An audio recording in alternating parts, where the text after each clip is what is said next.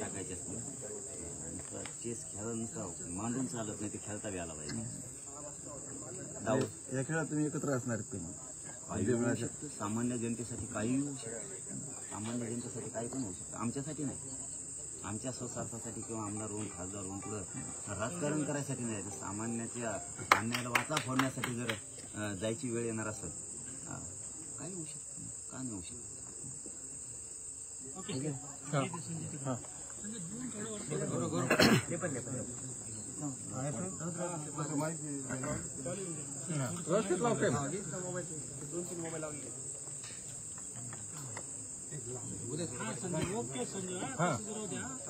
विधानसभा निवडणुकीचा तारखा जाहीर झालाय. आज आपण जरांगे पाटलांची भेट घेतली, नेमका उद्देश काय होता?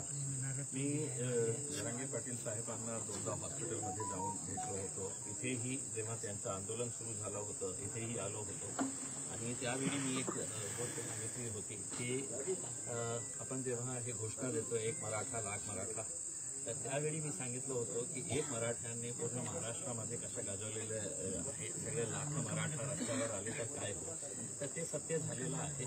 आणि मी जरांगे पाटील साहेबांच्या सुरुवातीपासून फॅन आहे या कारणाने की एक छोटासा गावाचा सामान्य माणूस आपल्या समाजाच्या हितासाठी जेव्हा त्याची प्रामाणिकता लोकांना कळतं तर सगळं समाज त्याच्या मागे कशा येतो त्याचा एक ज्वलंत उदाहरण म्हणजे जरांगे पाटील साहेब आहे.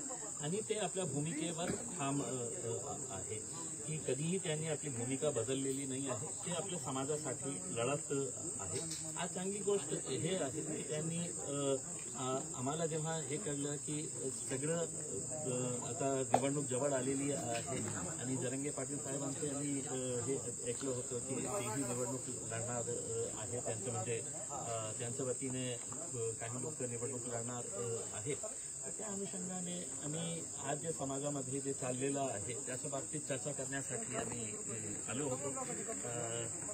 चाय पीने के ऊपर, चाय के ऊपर चर्चा करने के लिए चाय भी पिए, यहाँ पे बातचीत भी किए, आगे देखेंगे जो भी हो. येत्या विधानसभेत जरांगे पाटील आणि तुम्ही एकत्र आम्हाला दिसणार आहात का? देखिए जैसा अभी जरांगे साहब ने आपको बताया है कि कुछ दिनों के अंदर कुछ ना कुछ तो जो भी फैसला लेंगे, मैं अकेला अपने तौर के ऊपर मेरी पार्टी का फैसला नहीं कर सकता हूँ. जरांगे पाटिल साहब की सबसे अच्छी बात यह है कि जब भी उन्होंने कोई फैसला लिया है अपने समाज के साथ चर्चा करके, समाज के जिम्मेदारों के साथ चर्चा करके उन्होंने फैसला लिया. इसमें हमारी सिर्फ उम्मीद यही है, हमारी सिर्फ ख्वाहिश यही है कि आज महाराष्ट्र में जो राजनीतिक परिस्थिति है, जितने भी एस्टैब्लिश्ड पॉलिटिकल पार्टीज है या जो प्रस्थापित नेता लोग हैं, इनका लोगों का विश्वास इनके ऊपर से खत्म हो चुका है.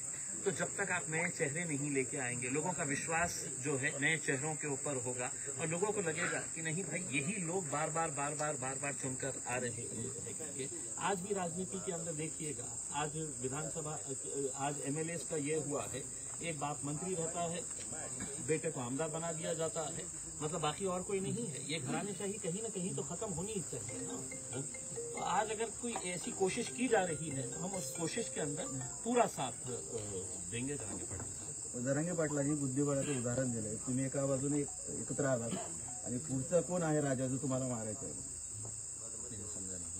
बुद्धिबळाच्या अशा दोन सोंगट्या असतात, दोन्हीकडे राजा असतात, तुम्ही की कोण झालात तर पुढचं टार्गेट कोण आहे दोघांचं? साहब मैं ये समझ के चलता हूँ कि यहाँ पर राजा की बात नहीं हो रही है, यहाँ पे प्रजा की बात हो रही है. जरांगे पाटिल साहब भी जितना भी आंदोलन कर रहे हैं वो उनके समाज के साथ जो नाइंसाफी हो रही है उसके लिए वो आवाज उठा रहे हैं, लड़ रहे हैं. हमें तो ये बात समझ में नहीं आती है.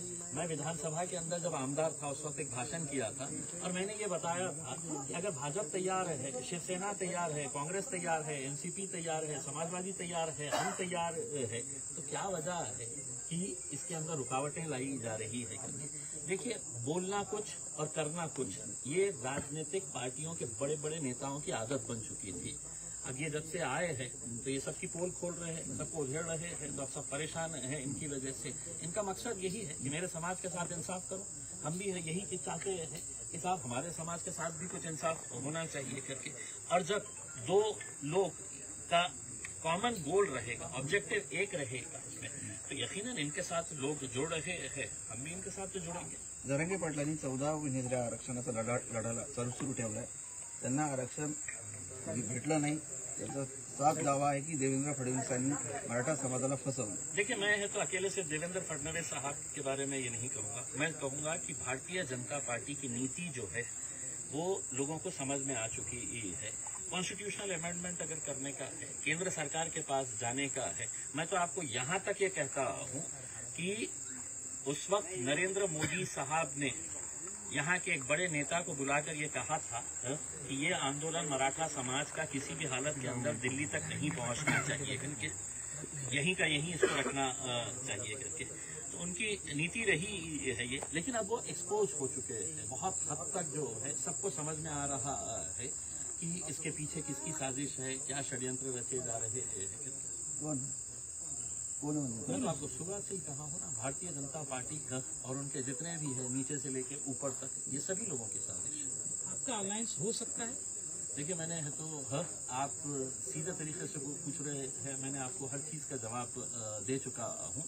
अलायंस का मतलब क्या होता है? जब आप एक कॉमन गोल को हासिल करना चाहते हैं, और वो कॉमन गोल क्या है करके समाज के अंदर अगर हमको परिवर्तन लेके आने का है. आज जो जाति धर्म के नाम के ऊपर जो घटिया राजनीति यहाँ पर देखने को मिल रही है, मुझे खुशी इस बात की है. मैंने जरांगे पाटिल साहब के तमाम ऐसे भाषण सुना हूँ, कहीं पर भी वो ये नहीं कहते हैं कि साहब ये समाज ने वो समाज के खिलाफ बोलना चाहिए, ये धर्म ने दूसरे धर्म के बारे में कुछ बात करना चाहिए. उनका एक गोल है, उनकी एक सोच है कि भैया हमको रहना सबको साथ में ही है. उन्होंने कितने उदाहरण अपने गांव के दिए हैं यहाँ पर कि उनके गांव के अंदर किस तरीके से अच्छा. लेकिन आज क्या वजह है कि महाराष्ट्र के अंदर जाति धर्म और मजहब की दीवारें खड़ी की जा रही है. उसको कहीं ना कहीं गिराना चाहिए. और वो कौन गिरा सकता है? जो एस्टेब्लिश लीडरशिप है, उनसे हमारी उम्मीदें खत्म हो चुकी है. तो जो नई लीडरशिप डेवलप हो रही है, अगर वो प्रामाणिक है और जिसको मैं जरांगे पाटिल साहब के अंदर देखता हूँ, तो मुझे भी ऐसा लगता है कि एक नई पहल हो रही है, क्यों ना हमें कोशिश करके देखेंगे. जरांगे पाटिल की जो आंदोलन था उसका जो फायदा है मुस्लिम तबके के बच्चों को भी मिला है. इस वजह से भी आप देख सकते हैं कि 100%. मैं जैसा आपको ये बताया हूँ ना कि जब फायदे मिलते हैं, किसको फायदा मिलना चाहिए साहब? जो सबसे गरीब लोग हैं.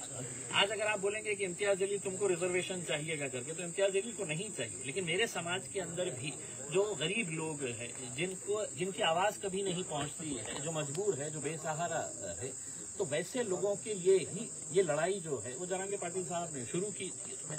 और कभी भी मैंने आपको जैसा बताया, मैं दोबारा आपको दोहरा रहा हूँ, अगर वो ये कहते कि साहब ने ये समाज बराबर नहीं है, मैं मेरे समाज के बारे में, उन्होंने हमेशा सभी समाज को साथ में लेने की बात की है. आज अगर इलेक्शन की बात हो रही है तो ऐसा नहीं है कि वो दूसरे समाजों को साथ में नहीं ले रहे हैं. सभी समाज के लोगों को समझना चाहिए, या तो उन बेईमानों का साथ दे, या एक नई पहल जो हो रही है तो उसका साथ तो दे करके अब जनता को तय करना है. जलील सर, त्याच्यामध्ये असं आहे की मनोज जरांगेचं सोशल इंजिनिअरिंगसाठी फार प्रयत्न चालू आहेत. दलित मुस्लिम धनगर मराठा, तुम्हाला वाटते की ही सिच्युएशन आताची जी आहे ती योग्य आता गणित बसू शकतं, योग्य संधी आहे? मला असं वाटतं की 2024ची हे जे निवडणूक आहे याच मुद्द्यावर असणार आहे की आज महाराष्ट्रामध्ये किंवा देशामध्ये जे आज जाती धर्माचा तेढ निर्माण करण्याचा जे प्रयत्न सत्ताधारी आणि विशेषकर भारतीय जनता पार्टीकडून जे सुरू आहे ते कुठेतरी थांबायला पाहिजे. आणि आज सगळ्यात जास्त महाराष्ट्राला काय आवश्यकता आहे तर सोशल इंजिनिअरिंगची. म्हणजे सगळे जाती धर्माचे कोणत्याही माणसाला एकमेकाशी द्वेष करायचं नाही आहे. उनको अपनी रोजी रोटी से है तो फिक्र ये है, परेशान है, किसान परेशान है. ऐसे हालात के अंदर कौन जाति धर्म के बारे में है तो सोचते रहेगा अगर उनका पेट खाली ही है तो उसमें. तो अगर सबके बारे में अगर सोच रहा है कोई, तो हम यकीनन उसको पूरी तरीके से साथ देंगे. और हमारा यही कहना है कि 2024 का इलेक्शन जो है वो सभी जाति धर्म और मजहब के ऊपर उठ के हम सब एक है. हमें गर्व के साथ कहना है कि मला अभिमान है कि मैं महाराष्ट्रीयन आहे, मुझे गर्व है कि मैं भारतीय हूँ. इस मुद्दे के ऊपर लड़ना चाहिए, वरना आपको तो लड़ाने के लिए बैठे हुए ही है सत्ताधारी जितने भी बैठे हैं. जरांगे पाटील आपल्या भाषणात नेहमी म्हणतात की मुसलमानांनी कुणाला घाबरायची गरज नाही, मुसलमानाचं कुणी काय वापरत करू शकतो. देखिए या यही वाक्याकडे कसं बघतं? खरंच मुसलमानाकडे घाबरतं? मैं यही कहना चाह रहा हूँ कि मैं आज अगर चौथी मर्तबा अगर जरांगे पाटिल साहब से मिलने के लिए आया हूँ, तो कहीं ना कहीं मेरे दिल में भी उनके लिए एक आदर का स्थान बना है। और इसलिए आदर का स्थान बना है कि वो इंसानियत के लिए बात कर रहे थे। उन्होंने कभी तो जाति, धर्म और मजहब के हिसाब से बात नहीं किए हैं। उन्होंने सबका साथ लेने की बात कर रहे हैं। इसका मतलब ये नहीं है कि भाई मुसलमानों को घबराने की, उनका पैगाम यही है कि दलितों तुमको भी घबराने की जरूरत नहीं है, ओबीसी समाज को भी किसी को भी घबराने की जरूरत नहीं है। सिर्फ आपको समझने की जरूरत है कि आपके खिलाफ जो साजिशें रची जाती है और उसके जरिए कैसा राजनीतिक फायदा उठाया जाता है वो खत्म होना चाहिए। आपण राज्यामध्ये किती जागा लढवणार आहात? आता ते ठरलेलं नाही आहे. काही पत्रकार येत असेल तर तिकीट द्यायला तयार आहे. ठीक आहे भैया.